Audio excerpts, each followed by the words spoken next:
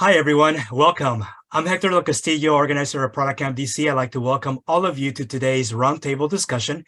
And the topic for today is looking back and looking ahead. We'll be talking about trends, challenges, and predictions for product managers. And we'll talk about what just happened in 2022. And we'll look ahead as to what we expect will happen in 2023. And we'll begin the discussion. And in today's agenda, we're going to be talking about specifically just the roundtable format, and we'll go over those rules, and then I'll be giving some announcements about ProductCamp DC. For those of you who are new, welcome. You can get more information about us from our website, productcampdc.net.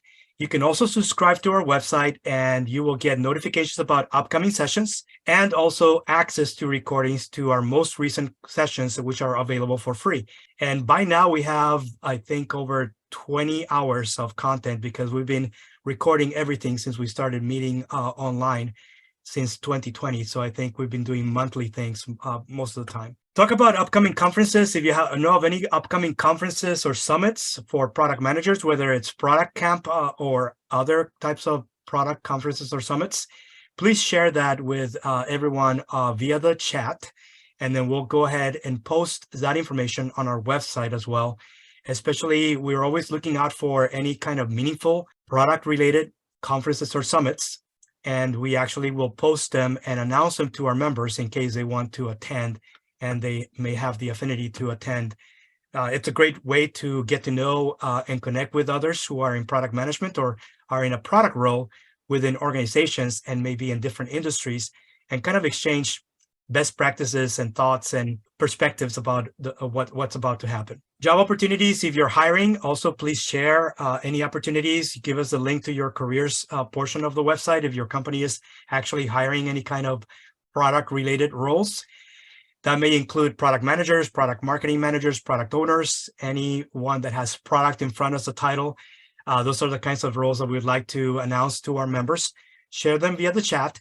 And also, if you're looking for a role, if you're in the middle of transition, go ahead and give us your contact information, invite us to connect with you, and we can always give you a referral if we know of anyone looking for your type of experience and expertise. Some of the recent sessions that are available on our website, and this is a section where you can find them under proceedings.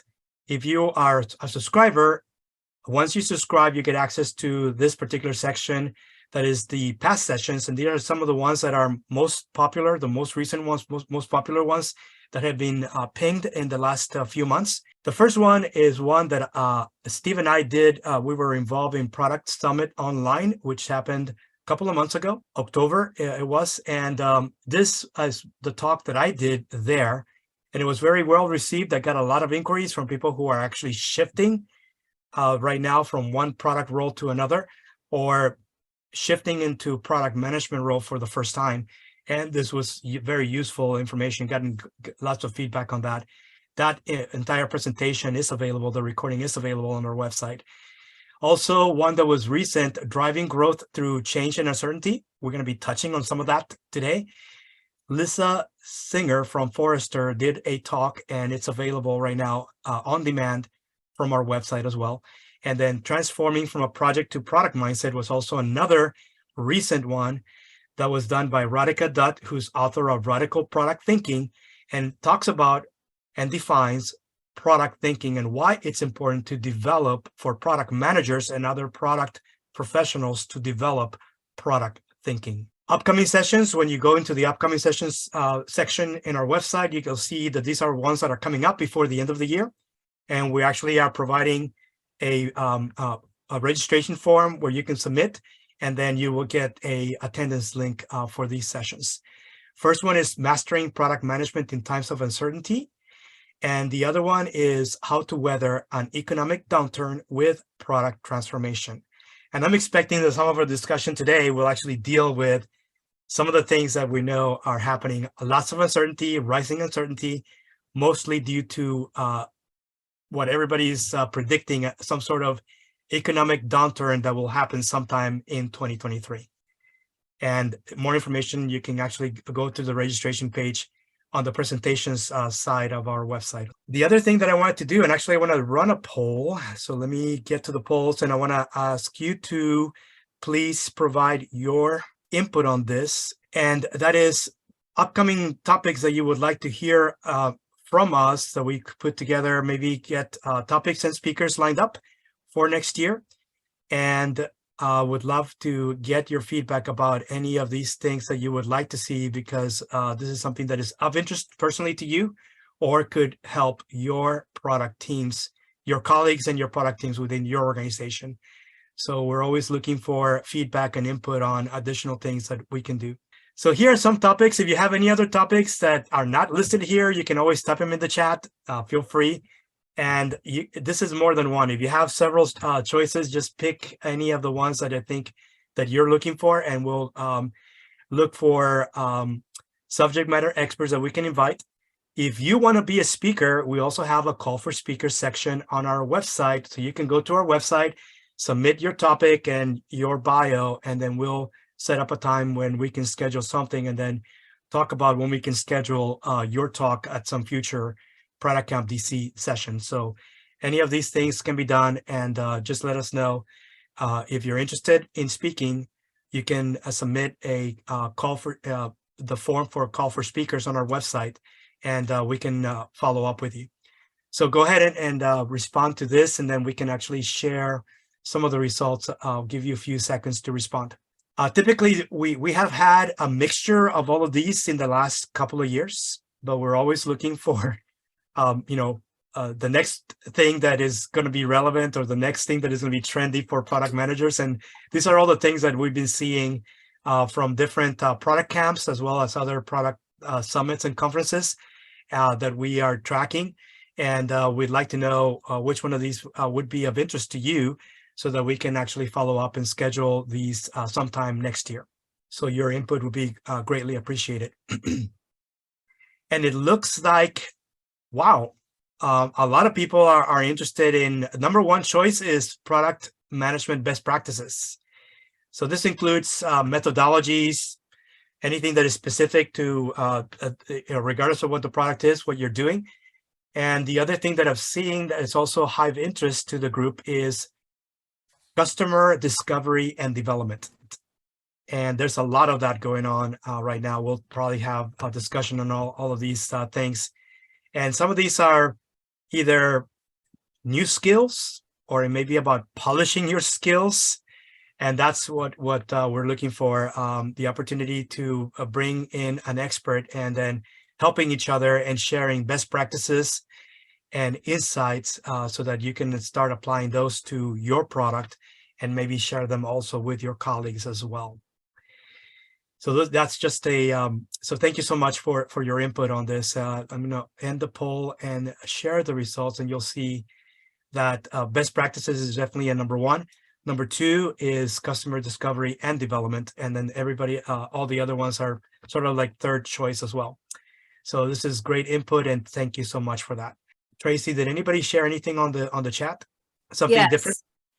Well, DPro had a question in regards to what customer development meant. That's a great question.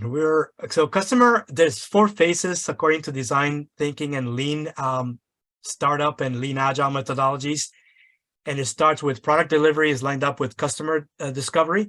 Then there's customer development. That is finding, that they're indeed buyers, not just users to your product, especially when you're creating a multi-sided platform, which most mobile applications and web apps are today.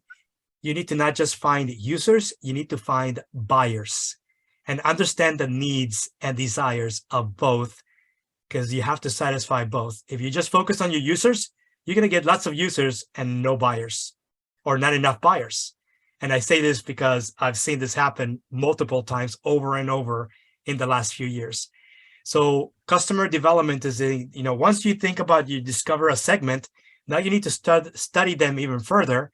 And because those segments will continue to change over time, development is about really figuring out, you don't target the entire market. You go into a very focused approach, and you start winning one segment at a time, and you are doing nothing but very strategic and focused marketing efforts to ensure that you're getting the sales that you need and the right conversion rate before you start broadening the scope in the market as far as your marketing activities that lead to sales of your product, not just users, buyers as well. And that you know what the concentration is of buyers to users, because normally you may have, a few hundred or a few thousand users, one buyer. And that's also what you need to understand, because all of that will impact your average order size and your sales cycle, the time that it takes to close a sale, and how quickly you need to go and capture more in order for you to drive your product into profitability. Very early on, you need to understand that, and you're better off doing it before your product is launched fully into the market. Most startups will spend 3 to 5 years doing nothing but customer discovery and customer development before they actually will broaden their scope. That includes companies like Dropbox, Uber, all the ones that you've seen come out in the last couple of decades. They've used that principle before they launch fully into a market, or before they enter a new market. Hector, so hopefully that answered your question, Deepro. Adam has a quick question before we get into our the 5 questions you're asking. I think I wanted to add a little bit to the customer development piece. So when we think about customer development, I think Hector is completely correct, right? Like, you want to understand what the market looks like. I think in a kind of a day-to-day sense, what customer development looks like is sitting with, depending on how you sell your product, sitting with people like your sales team, doing things like kind of sales and marketing experiments, talking to your product marketing folks, and really trying to drive, as Hector said, a real understanding of what your serviceable, addressable market is. Because most folks tend to talk about total addressable market, which is really the expansive, basically whoever you could sell to or whoever would want this product. Your customer development helps you hone in on what that serviceable addressable market, which is who you can actually who you can actually sell to, and within the current status of your company. So I think it's an important skill for PMs to pick up. And if you're looking to improve that skill, talk to your sales team, right? Talk about, ask them what they need help with around sales enablement, and they'll give you some hints on how to operationalize that. I think it's a pretty standard practice that we follow in product management. It's just that for some reason, and this could be just me, I never heard that term before about the customer development, and maybe that's tied to the lean, that methodology. But what you guys just described, this is pretty standard, honestly. Yeah. So, but thank you. So let's move on to the actual discussion. And for the discussion, what I'd like to do is just kind of go over briefly the sort of like the ground rules for doing this. And what I would like to ensure is number one, we have only one conversation at a time. So if you're not contributing via audio, what I would like to do is ask each one of you to raise your hand, as we are starting with we're going to have a set of questions. And if you want to share your perspective or give any insights, you're welcome to do that. I want to ask that everybody keeps your comments to about maybe 1 to 2 minutes, no more than that. Just be brief, because I want to make sure that we get a round robin and we get everybody a fair chance to provide their input. And it's really meant to be more of, a sharing of collective knowledge and just, sharing your experience about your industry, your product, what works, what hasn't worked, and, kind of have that exchange between everybody here. That's what the roundtable format is all about. So I want to make sure that we have only one person via audio. So raise your hand and I will call on you. And then our moderator, Tracy, will be flashing. If you're going over your time, Tracy, can you show your backgrounds? If you're green, you're good. If you're yellow, then time is running out, and if you're red, we're gonna have to like give you the hook and take you off the stage. So that's gonna just be looking at Tracy as you're contributing, and we're just gonna have that conversation between all of us. To get the conversation started, and as I mentioned, today's discussion is going to be about looking back to what just happened this year. And I know that for many of you, probably, it was like the fastest year yet in your lifetimes because of all the things that happened and, all the changes that happened. And maybe I want to share, do a retrospective on 2022, talk about what worked, what didn't work, and talk about some of the challenges that remain from the pandemic and the post-pandemic economy, and the impact of the rising economic uncertainty that it has brought, as we have been going from one wave to another across markets, and it's that including other things like climate change and conflict that is now on a greatly interconnected world, brought all these things like inflation that we're now coping with, and we're trying to figure out how to kind of like have like some sort of economic shock absorber so that we don't, take a huge shock all at once that drives into something that is greater than a recession. And that's really what we're looking at right now, is figuring out how to avoid and how to deal with the rising economic uncertainty. So for that, what I'd like to do is actually begin this question by doing a poll first on which of these have impacted your team. And I'm going to launch this poll, and it's pick all the ones that you have seen impact you, your colleagues, and the product teams that you're working with within your organizations. And if there's anything that is not listed in here, feel free to share it via the chat, and then raise your hand as if you have anything that you want to contribute regarding this. So let's go ahead and just respond to that. Which of these have impacted you and your teams in 2022?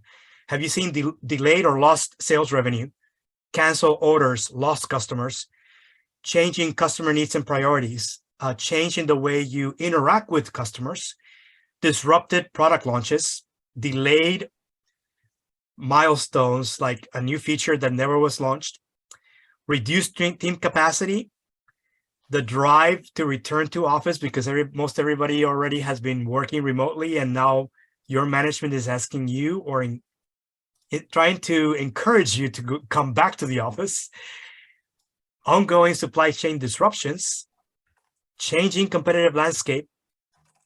I don't know, you can maybe add cyber ransomware attacks on your organization, or ransomware attacks that have impacted your customers and now has led to this, any of these implications. Any of this is things that I'd like to find out what you've seen, and you can pick any combination of these things. If you want to start the conversation, raise your hand and I will call on you. And Tracy, go ahead and share which ones you would respond with out of these, the ones that you see, or if you have any new ones that are not on this list. Well, Hector, I have my own list of just people I talk to, from senior PMs to beginning PMs. This is the list. That the product management role has become more popular, and perhaps driven in part by venture capital funds, which are being infused, but now are slowing down. So that's probably why we're seeing some of the tech layoffs. It's a continued unclear role, although some people see some more clarity with it, comparing the product management role to adjacent roles, but still lack of clarity with technical product manager, strategic or business product manager, and product marketing. We're seeing the supply chain shortage, like particularly in the microchips realm, and then trends to back to office, where that's impacting retention somewhat. And those are the external things. And then inside the function, continued, of course, lack of clarity on the role. And that we're contending with so many new technologies that are coming up, that the role of product managers needs to focus on more technologies, needs to understand the technologies and which ones to focus on and which ones to ignore, like crypto and so on. Mm-hmm. Thank you for sharing that, Tracy. Anybody else wants to share what you're seeing? Which one of these has impacted you, and kind of like cause and effect? Adam, I don't know if you have anything you want to share. I mean, that's an interesting topic. Thinking about cause and effect, especially regarding like venture capital and kind of its movements and its second order effects on product, and specifically startup product. I think the biggest cause of the effect of the withholding of funding is you're going to see a lot of popular technology companies find themselves, they're in a lot bigger hole than they're letting on. And so there are going to be more layoffs, right? I've tracked up to 200,000 so far this year. When I first started tracking this, it was 15,000 in May. That is looking to accelerate. And so you'll start seeing that. And I think you'll also start seeing as a way to push that, you'll start seeing more mergers and acquisitions as well from companies trying to catch up technology-wise. Thank you for sharing that. Jim? One of the trends I've noticed, and again, I'm not in product development, but the trend that I'm noticing, I'd call it adjacent influences, adjacent causes. One is because of the proliferation of technologies, it has complicated the HR recruiting role.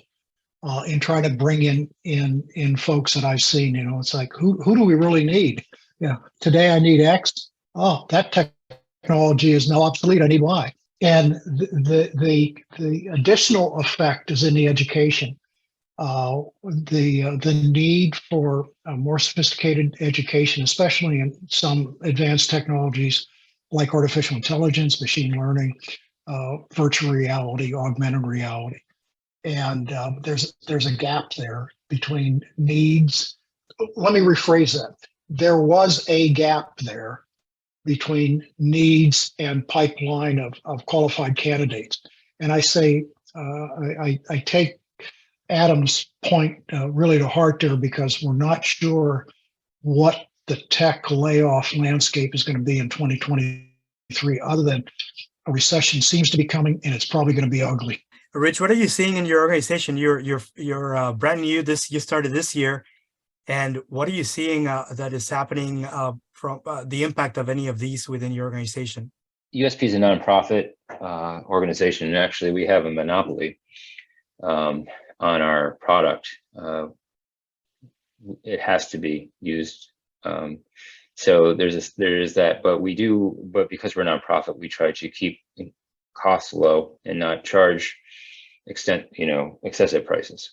However, we are working to introduce new products that support that the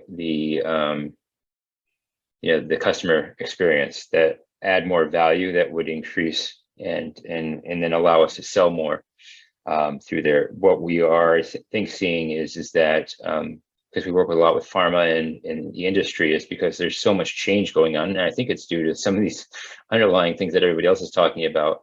It's hard for us to get a better picture on who we're working with consistently. But what I think the emerging thing that I'm seeing in our market is the move to more machine automations and integrations. So if you're not creating products that really make them machine accessible and empower essentially what we've referred to, or what we in the industry is Pharma 4.0, you are missing out on a huge opportunity. So that's where a lot of the effort and work is going and thinking about that. So it's moving out of the visual, this type of experience, and into more of the machine experience. That's a big emerging area that is going on in our space. Okay, thank you so much. Let's move on to the next one. And the next one is also another poll that I want I want to talk about challenges that you faced, either yourselves, your colleagues, or your teams. And here's the poll. And the question is, which of these challenges have you faced in this year? How easy is it to define goals and then figure out how to measure success? Setting a clear product vision and strategy that everybody, your team and everybody within the organization really is clear to everyone. Prioritizing the right products and the right features for the right customers. Gathering and synthesizing the right product feedback. Defining effective team processes. Either you have too many processes, not enough processes, or you have the right level of processes, but many of them need to be improved. Defining effective team processes, things that work. Securing resources and support from your leaders. Obtaining organization-wide buy-in for your vision for the product and the roadmap. Pick any of these and then we can discuss. And actually, if you have something that you want to contribute regarding any of this, raise your hand and we can begin the discussion as people are responding. I'll keep the poll open for a few seconds. Deepro, I don't know if what are you facing within your organization as far as challenges that you've seen? I just submitted the poll to this question, and I think I picked 3 items, but I want to talk about the last one.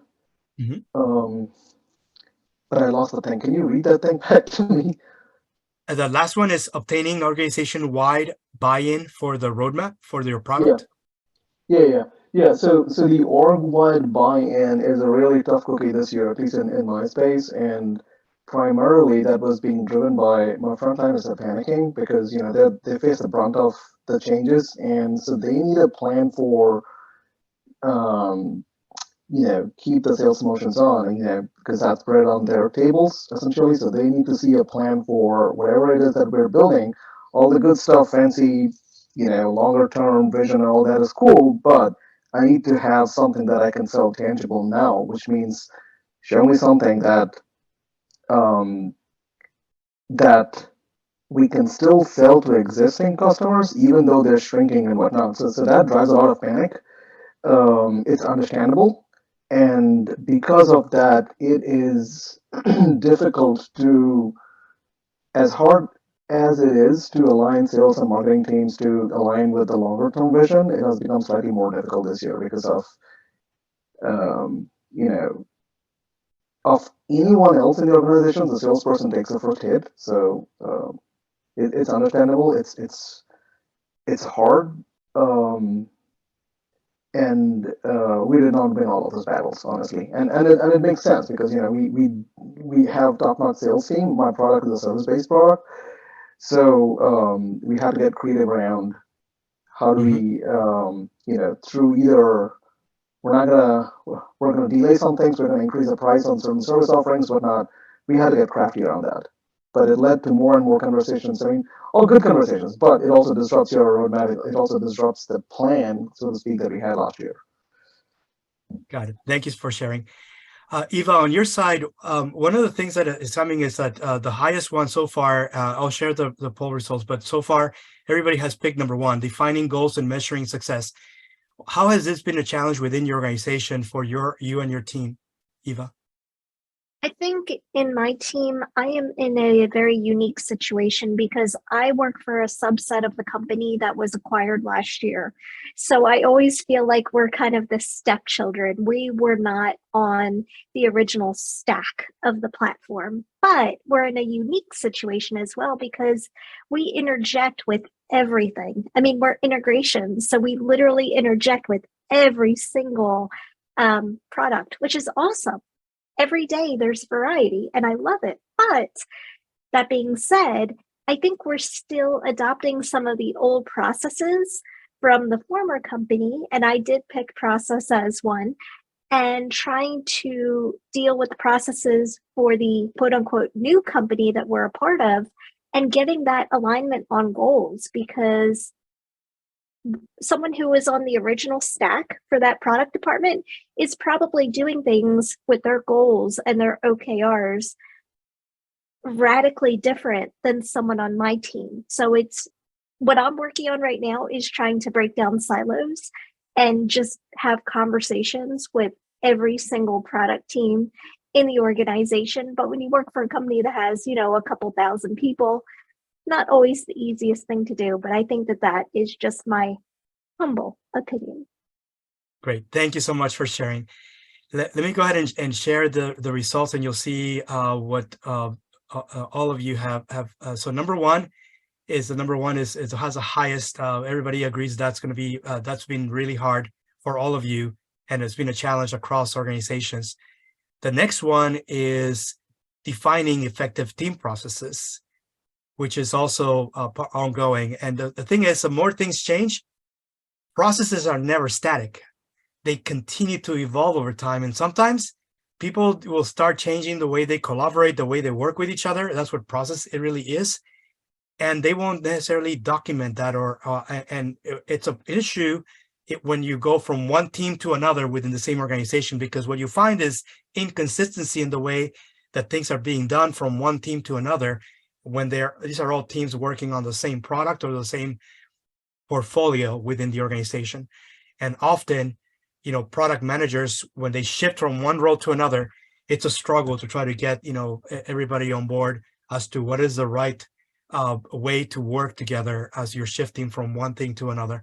And often you may be working with multiple teams that are touching different aspects of the product, or, you're working with firmware people, hardware people, software people, and even more software people, because often there's a lot of complexity in software, but also in other aspects that make up a product. And all those things, you're actually seeing them as you're shifting and dealing with different teams that are all part of the same product. Let me move on to the next one and talk about some of the predictions. And some of these are things that people have talked about. And there may be more than this, but I'm going to actually pose this, and then we can define, because I don't know if you are aware of some of these things that were shared earlier in the year. These were predictions for things that would actually occur this year. Did they actually happen? Are they happening within your organization today or not? So first one is business building. And business building is just a fancy word for kind of like creating a new business unit for a new product category that you never had. So it's kind of adding to the product, and it's actually a new product category within an organization. That's, you may actually spin off an entire business unit just to find the right customers and the right market and understand everything about the needs of the buyers and users, and you're driving that business unit and its products into profitability. Number two, are you seeing a lot of focus on customers, users, and not enough emphasis on workers and taking care of workers to make sure that you have people that can resolve the problems that your customers and users are having? Location independence, being able to work from anywhere. Is that something that you're expecting, that your team are expecting? Even as you're using agile product development methodologies, you're now dealing with teams that are not co-located because now everybody is remote. And how do you deal with that? Have they had any kind of drives to get everybody back into an office location, co-location again? Are you struggling with that? Do you expect that to continue in 2023? And then resilient delivery, meaning knowing how to anticipate global supply disruptions and eliminate the risk of that disrupting delivery to your customers. So that's what's called resilient delivery. I wasn't really sure if anybody has heard that. If you have any other trends that you have heard about, share them via the chat, and then we can begin discussion. And with this, I wasn't really sure who wants to start the conversation and talk about trends and predictions for what you think is going to spin off into 2023. Jim, I don't know if you want to start the conversation. Sure. When I saw that list that included resilient delivery, I had a different definition in mind for that, and that is, how do we get the services and products to the clients? especially since people were so dispersed. There's great joy in relying on Zoom. The trend that I'm seeing is people are sick of Zoom.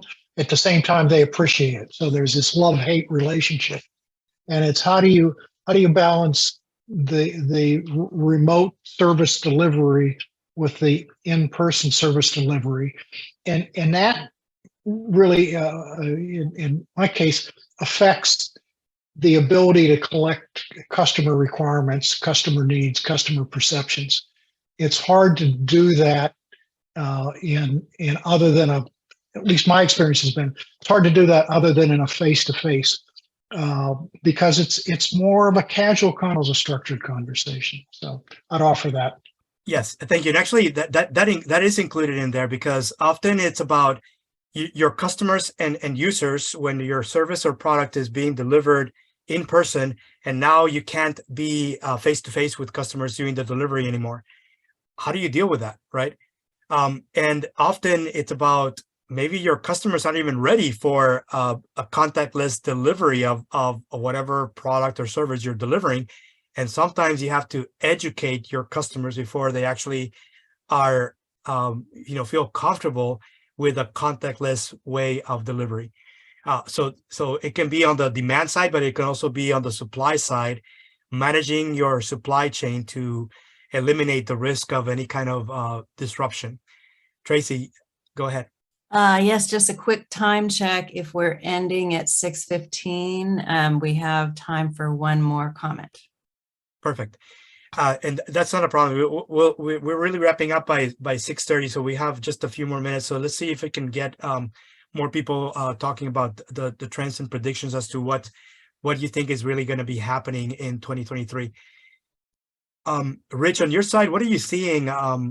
You mentioned that you were looking to get into a product management role. You're now shifted into product ownership. So yeah, what are you looking to do as far as delivery to your constituents, the members that are relying on what you're delivering? Well, the work I'm doing is it's going to take a little while. There's a lot of work underneath the covers, I'll say, but I think going to, I'll say it's something we've heard about, known about, but I think more this year, especially as markets tighten, is the increase in customer experience and improvement in customer experience. I think that, that's what's going to set companies apart. And I believe that, making sure that that experience is consistent and kind of maturing that process. It's still relatively early, as far as designing a more customer experience, a complete customer experience. So I would expect to see more commitment to that, I would hope. Another one that I've heard is TX, which is total experience, which involves employee experience, EX. And so there's a lot of these X's that keep coming up. But I still believe it all really much, maybe it's more looking more at what the customer needs, but also ensuring that experience. I'm hoping that's what my organization focuses more on this year, but based on what I'm seeing and where I'm at, just doing other surfing and stuff like that, I think the more companies can do to improve that experience, the more successful they'll be, the more loyalty they'll build. Yeah. What I'm seeing right now is a lot of product managers shifting to different organizations. And basically, instead of staying put in a company for, 3 to 5 years, which is typical, was typical, 3 years ago, now you're seeing people changing once a year, going from a product role in one organization to a different product role, either within the same organization or shifting to a new organization in a product role still. I'm seeing a lot of movement.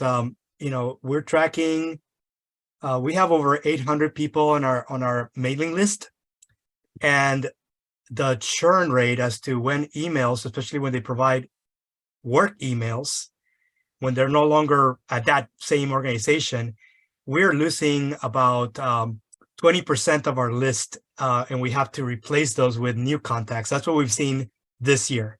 And that is all because people are going from one company to another, still product managers if you're tracking them on LinkedIn, but now they're working in a new company as a product manager.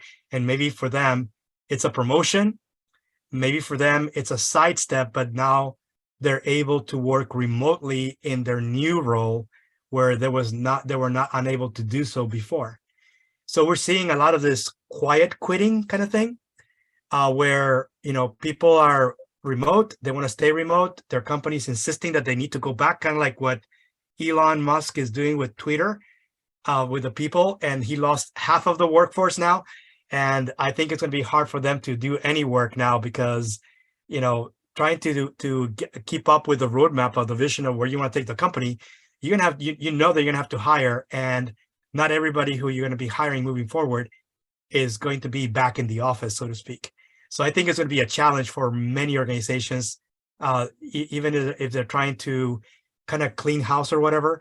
It's going to be a challenge because product managers right now, they're in high demand, and, you know, they pretty much, you can get, or you can either request a promotion, be looking for a promotion, or a sidestep with the right work to life balance that you're looking for.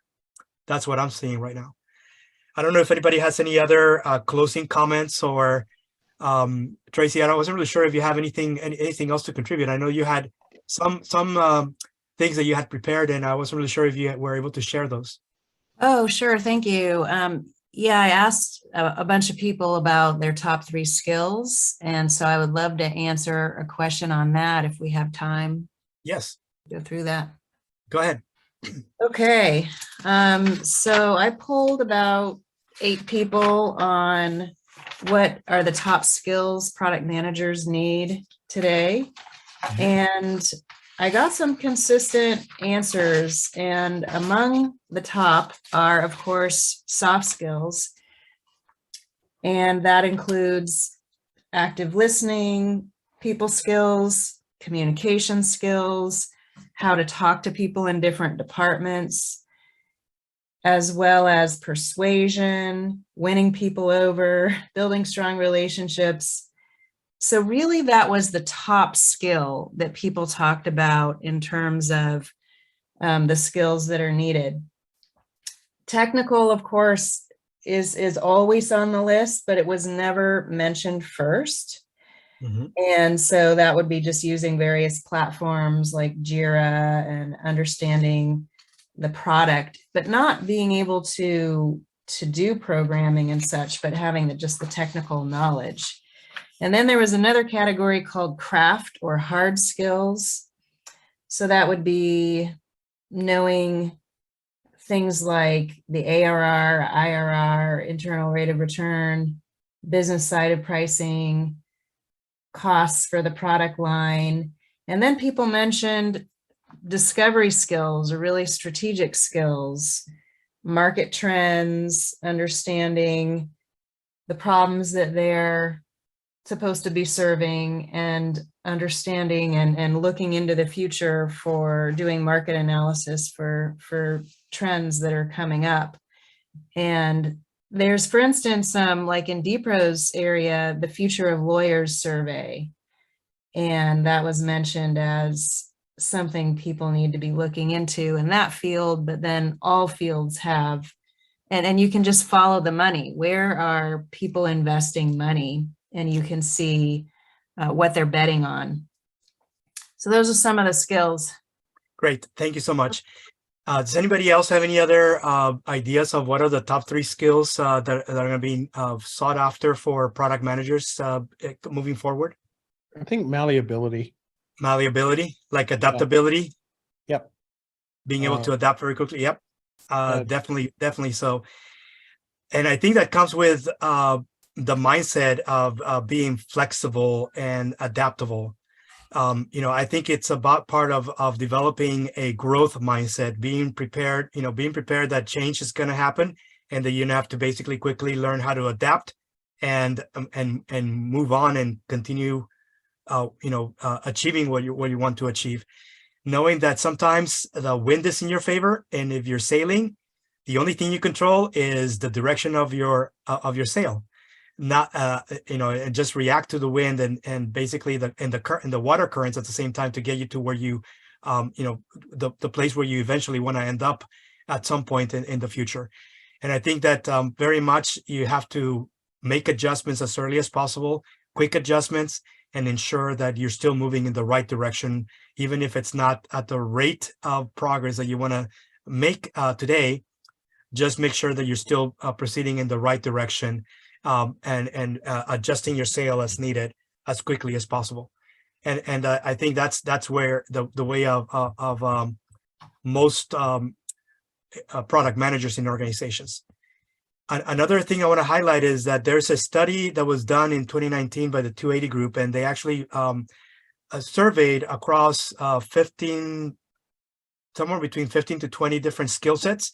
And the ones that were most needed, I think Tracy very much aligns with this: communication skills, understanding of customers, a deep understanding of your domain knowledge of the industry and the product and underlying technologies that make up that. That's a must for product managers. But the weaknesses of most everyone is that pricing is a struggle, figuring out how to price things as your costs are changing. As inflation is hitting, you need to reprice. Really understanding your competitors, especially when your competitive landscape is constantly changing, which has been happening across industries for the last 5 years, and it's going to be continuing moving forward. And then when and how to prune your portfolio and retire products that are not achieving what they should be achieving to move the organization forward. So figuring out how to retire products at the right time and pruning your portfolio on a regular basis are the ones that most product managers aren't able to do, because most everyone is just used to working on the next feature or the next new product, and not figuring out how to retire products that are that are no longer adding value to the organization. And they're kind of sucking up resources and funding that you could allocate somewhere else instead. Jim, you have some comments? I have a question. In some of the surveys from the last couple of years, design thinking was highlighted as the skill that's useful for product developers, product managers. And I wonder, it seems to capture some of the things that Tracy mentioned, but has design thinking, has that ship sailed? I think I kind of break down product lifecycle into 3 main phases.